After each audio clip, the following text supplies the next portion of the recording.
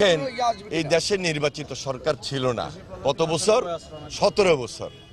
এই 17 বছর জঞ্জাল আমাদেরকে পরিষ্কার করতে হবে, 17 বছরের আবর্জনা বর্জ্য আমাদেরকে পরিষ্কার করতে হবে।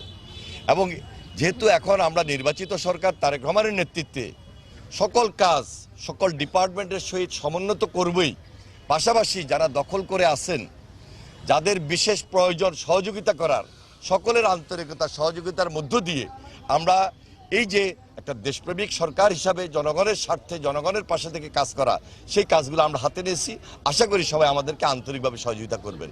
আমার দৃঢ় বিশ্বাস এই কাজগুলো যখন আমরা কন্টিনিউ করব, আমরা সেই উপকার সেই সুবিধা জনগণের দোরগোড়ায় আমরা পৌঁছে দিতে সক্ষম হব।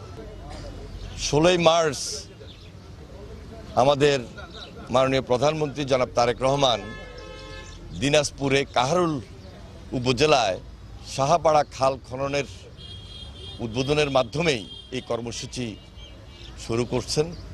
পাশাপাশি প্রেসিডেন্ট জি আপনারা জানেন যে তার জীবদ্দশায় তিনি এই কর্মসূচি হাতে নিয়েছিলেন এবং সেই সময় আমরা সেচ সুবিধা পেয়েছি, উৎপাদন দ্বিগুণ হয়েছে এবং মাছের চাষ বৃদ্ধি পেয়েছে।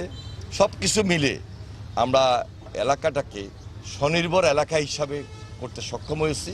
এখনও আমরা সারা বাংলাদেশটাকে স্বনির্ভর বাংলাদেশ গড়ে তুলতে হলে সবার সহযোগিতা প্রয়োজন এবং প্রেসিডেন্ট জিয়ার যে কর্মসূচি, সেই কর্মসূচি আমরা তারেক রহমানের নেতৃত্বে এগিয়ে যাব ইনশাল্লাহ।